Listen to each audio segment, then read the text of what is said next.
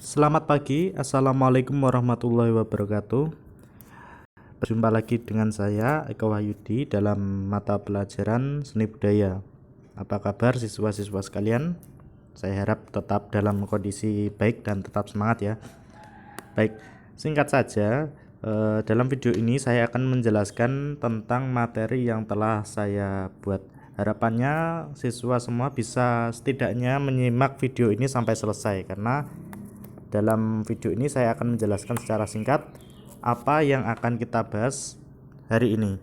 Nah, hari ini kita akan mempelajari tentang apresiasi dan kritik karya seni. Dalam hal ini karya seni Zentangle.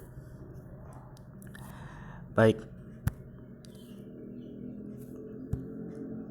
Nah, dalam pembelajaran kali ini saya akan memulai pembelajaran dengan sebuah kutipan dari seorang seniman bernama Robert Henry. Dia merupakan seniman sekaligus seorang kritikus seni. Menurut dia, apresiasi seni itu ibarat sebuah cinta, tidak bisa diwakilkan oleh orang lain. Kenapa demikian? Ya karena apresiasi seni adalah sebuah penghargaan seseorang kepada karya seni. Dan penghargaan itu sudah sepatutnya disampaikan secara pribadi tanpa melalui perwakilan oleh orang lain, seperti itu. Baik, langsung saja selanjutnya. Dalam pembahasan ini saya akan membahas dalam 4 hal, yaitu yang pertama, apa sih itu apresiasi? Kita nanti akan mengenal dan pengertiannya bagaimana. Kemudian yang kedua adalah apa itu kritik seni? Kritik seni itu bagian dari apresiasi atau tidak? Nah, kita akan lihat lebih jauh nanti. Kemudian yang ketiga adalah cara kritik seni. Bagaimana sih cara membuat kritik seni kepada karya seni yang ada? Kemudian yang keempat, kita akan latihan. Dalam latihan itu akan jadi sekaligus penugasan dalam pembelajaran hari ini. Lanjut, kita pada yang pertama, konsep dan prinsip dalam apresiasi seni. Nah, dalam konsep dan apresiasi seni ini, kita akan membahas tentang 3 hal, yaitu apa itu apresiasi dan apa itu apresiasi seni. Kemudian yang kedua adalah siapa saja yang terlibat dalam proses apresiasi seni. Yang ketiga adalah mengapa pentingnya sebuah apresiasi seni bagi seniman atau pembuat karya itu sendiri. Nah, selanjutnya, coba deh kita simak pada gambar berikut ini. Di situ ada seorang wanita yang sedang berdiri di hadapan sebuah lukisan dalam acara pameran. Menurut kalian, apa yang sedang dilakukan wanita tersebut? Nah, menurut kalian juga, apakah perasaan yang timbul dari wanita tersebut saat melihat karya seni itu? Pasti kalian banyak berpikir, jika menikmati karya seni itu bukan hanya sekedar dilihat. Setidaknya kita pasti sudah menerka-nerka. Apa sih maksud karya ini? Kok karya ini membuat penasaran ya? Nah, ketika kalian sudah menemukan jawaban atas maksud dari karya seni tersebut, maka kalian bisa memutuskan, wah karya seni ini bagus ya. Nah, ketika kalian mengucapkan, wah karya seni ini bagus ya, itu merupakan sebuah penghargaan. Reaksi kalian terhadap karya seni tersebut, entah itu diucapkan atau di dalam hati, itu merupakan sebuah tanggapan yang disebut dengan apresiasi seni. Sebuah tanggapan seperti itu. Nah, pengertian dari apresiasi sendiri, kata dasarnya apresiasi adalah sebuah upaya untuk melakukan penghargaan pada sesuatu yang memiliki nilai, baik itu benda atau non benda. Kata kuncinya adalah penghargaan pada sesuatu. Nah, selanjutnya apa sih apresiasi seni itu? Apresiasi seni merupakan sebuah proses interaksi berupa tanggapan. Tanggapan itu bisa berupa tertulis, lisan, ataupun batin, yang merupakan tanggapan dari pribadi seseorang atau suatu kelompok kepada sesuatu yang memiliki nilai. Dalam hal ini, karya seni. Inilah yang disebut apresiasi seni. Jadi sebuah upaya penghargaan terhadap karya seni. Kita bisa memutuskan bahwa karya seni ini bagus, dibilang bagus karena dia memiliki nilai seperti itu. Nah, tanggapan-tanggapan kita inilah yang disebut dengan apresiasi seni. Kemudian, mengapa sih apresiasi itu begitu penting bagi seniman? Nah, ternyata secara tidak langsung ketika kita membuat suatu karya seni, kita berperan sebagai seniman, memproduksi karya. Nah, karya yang kita produksi itu tidak semerta-merta hanya dibuat saja, namun karya tersebut setidak langsung juga membutuhkan penghargaan dari orang lain. Pasti dong, kenapa kita susah-susah repot bikin karya, pada akhirnya kita sendiri saja yang menikmati. Kan tidak seperti itu. Jadi apresiator adalah orang yang menghargai karya yang kita buat. Nah, apresiasi sangat penting bagi seniman, merupakan muara akhir dalam proses berkarya seni. Karya seni yang diciptakan seindah mungkin tentunya membutuhkan penghargaan dari orang lain. Nah, orang yang menghargai ini disebut sebagai seorang apresiator. Nah, selanjutnya kita amati pada foto berikut ini. Di situ ada 3 komponen utama dalam sebuah pameran atau sebuah lingkungan komunikasi. Nah, di situ kita mendapati ada 3 komponen. Yang pertama adalah karya seni itu sendiri, di mana itu yang terpampang di dinding, dipajang dengan sangat indah. Kemudian yang kedua adalah seniman itu sendiri, sang pembuat dari karya seni. Kemudian yang ketiga adalah apresiator atau pengunjung. Itu bisa dilihat apresiator sedang melakukan komunikasi dengan seniman. Nah, komunikasi ini bisa berupa apa saja. Namun di saat yang bersamaan, apresiator juga melakukan dalam tanda kutip komunikasi dengan karya seni. Komunikasinya dalam bentuk apa? Ya, pengunjung melihat karya seni, dia melihat, oh ini karya yang sangat bagus. Ketika dia mengucapkan karya ini sangat bagus, itu merupakan salah satu bentuk apresiasi dia, tanggapan dia terhadap karya seni yang disajikan. Nah, ketika timbul apresiator itu tidak dapat menangkap makna atau maksud dari karya yang dipajang, maka dia harus mencari tahu. Mencari tahunya dengan siapa? Dengan seniman itu sendiri atau orang yang mewakili pemajangan karya. Nah, dari komunikasi inilah timbul yang menjadi muara akhir. Akhirnya pengunjung paham, oh maksudnya seperti ini, bagus ya. Atau mungkin, oh maksudnya seperti ini, wah ini karyanya sangat membuat saya tertarik dan tersentuh. Misalnya seperti itu. Nah, inilah yang merupakan disebut apresiasi, sebuah penghargaan kepada karya seni. Nah, selanjutnya kita akan memasuki pada kritik seni. Kritik seni itu sama nggak sih sama tadi yang apresiasi? Nah, kritik seni itu sebuah usaha untuk menyampaikan sudut pandang yang disertai usaha untuk menilai karya seni. Nah, kalau tadi yang apresiasi itu sebuah penghargaan, di situ tidak ada sebuah usaha untuk mencari tahu lebih dalam tentang karya seni yang dipajang.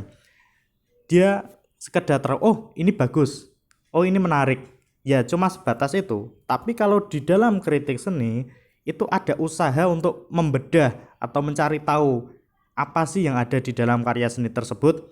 Nah, maka dari itu kritik seni harus dilakukan melalui pendekatan atau cara-cara yang telah ditentukan atau yang terstruktur. Jadi bukan sembarang kritik ya. Kemudian apa sih bedanya itu tadi? Kalau apresiasi hanya terbatas pada sebuah tanggapan saja tanpa usaha untuk mengevaluasi. Kemudian yang kritik itu disertai dengan usaha mencari tahu apa sih yang ada di dalam karya seni tersebut. Dan muara akhirnya kritik itu dapat memberikan tanggapan yang positif atau negatif juga bisa, disertai kenapa dia mengatakan positif, alasannya apa, kelebihannya apa, itu dijelaskan semuanya di situ. Tentu ada urutan-urutannya apa saja yang dikritik. Seperti itu. Kemudian, nah, kalau apresiasi merupakan sebuah penghargaan, justifikasi atau penghargaan langsung, ini loh karya yang baik, oh ini karyanya bagus ya, ya cuma sekedar itu. Tapi kalau kritik seni itu lingkupnya lebih luas. Nah, di sini ada sebuah perumpamaan bahwa di dalam kritik seni itu sudah ada apresiasi. Tapi kalau apresiasi itu bukan berarti kritik seni. Jadi saya ulangi, kalau kritik itu sudah pasti dalam bentuk apresiasi. Kalau apresiasi bukan berarti sebuah kritik. Nah, seperti itu perumpamaannya. Kemudian yang ketiga adalah bagaimana sih cara mengkritik sebuah seni? Tentu ada metodenya. Kita tidak sembarangan menilai suatu karya atau mencibir suatu karya. Tentu ada sistematikanya. Nah, ada tahapan kritik seni yaitu ada 4 tahapan. Ya, 4 tahapan ini harus urut ya dilakukan dalam kritik seni. Yang pertama adalah deskripsi. Kita menemukan sebuah karya. Kita deskripsikan objek apa saja, identitas apa saja yang melekat pada karya tersebut. Oh, karya ini berjudul bla bla bla, dibuat pada bla bla bla, dan diciptakan oleh siapa. Itu dijelaskan fisik karyanya. Karya ini merupakan termasuk karya lukis, termasuk karya drawing dan sebagainya. Kemudian setelah kita mendeskripsikan atau menjelaskan identitas dari karya itu secara umum, kemudian yang kedua selanjutnya itu adalah analisis, yaitu menguraikan karyanya. Menguraikan itu maksudnya menguraikan bentuk visual apa yang ada di karya tersebut. Misalnya Zentangle nih, kita lihat unsur-unsur apa yang ada di situ. Wah, ternyata ada garis, berbagai macam garis yang dibuat dengan sangat terstruktur dan rapi, misalnya seperti itu, sangat seimbang sekali, dijelaskan secara umum. Nah, ketika kita sudah menjelaskan tampilan fisik dari karya tersebut, selanjutnya kita masuk ke tahap interpretasi. Interpretasi itu mengira-ngira. Setelah kita jelaskan tadi fisiknya bagaimana, terus kita mengira-ngira saja menurut kita pribadi, menurut pandangan kita, itu karyanya mempunyai maksud seperti apa. Itu subjektif menurut kita sendiri. Nah, dalam interpretasi ini kita bebas untuk mengeksplorasi bagaimana maksud ini. Tentunya ada berbagai referensi atau alasan mengapa kalian memiliki pendapat tentang karya tersebut dan maksud dari karya tersebut. Misalnya, karya ini mencerminkan sebuah kekuatan pikiran yang kuat. Kenapa? Karena di dalam objek tersebut memuat berbagai pola yang padat dan rapih dan terstruktur, sehingga menimbulkan kesan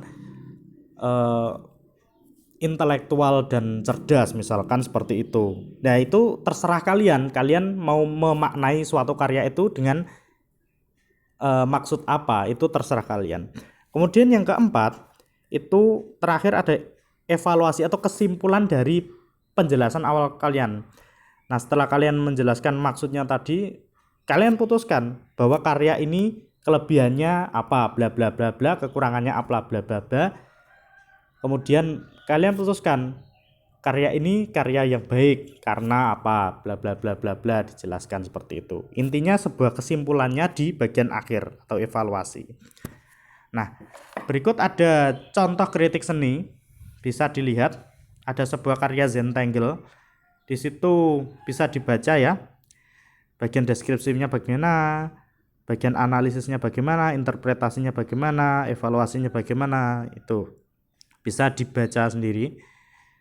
Nah, yang deskripsi menjelaskan identitas, yang analisis itu menjelaskan penampilan fisik dari karya tersebut, kemudian interpretasi itu kita mengira-ngira maksudnya seperti apa sih. Kemudian yang evaluasi kita memutuskan kelebihan dan kekurangan dari karya tersebut, kemudian kita memuji atau memberikan penghargaan dari karya tersebut. Nah, intinya itu tadi sudah saya jelaskan, bisa dibaca sendiri. Ya, ke semua 4 tahapan tadi harus dilakukan dengan urut. Nah, agar penjelasannya lebih struktural seperti itu. Nah, kali ini kita akan melakukan latihan. Latihan kali ini sekaligus juga merupakan sebuah penugasan untuk pertemuan hari ini. Nah, coba amati karya Zentangle di samping. Nah, itu sudah saya lampirkan. Suatu karya Zentangle bisa dilihat. Judulnya Love Island, penciptanya DBK, tahun pembuatannya 2020. Nah, pada tugas ini coba berikan kritik seni kalian secara singkat sesuai tahapan tadi ya. Itu di dalam buku catatan, kemudian nanti difoto dan diupload pada menu penugasan. Jangan lupa dituliskan identitas kalian dan tanda tangan orang tua atau wali. Nah, tugas minggu ini cukup ini saja. Kalian menanggapi gambar ini, bagaimana pendapat atau reaksi kalian sesuai dengan tahapan kritik seni tadi. Bisa disimak kembali nanti kalau ingin melihat kembali materi yang telah saya jelaskan. Oke, kalau nanti ada pertanyaan bisa ditanyakan di grup WhatsApp bagi kelas yang sudah memiliki grup seni budaya, karena kemarin belum semuanya memiliki grup kelas seni budaya karena ada ketua kelasnya yang belum menghubungi. Baik, nanti bisa ditanyakan saya melalui nomor WA atau di grup WA juga boleh. Baik, sekian presentasi dari saya. Selamat pagi. Wassalamualaikum warahmatullahi wabarakatuh. Sampai jumpa.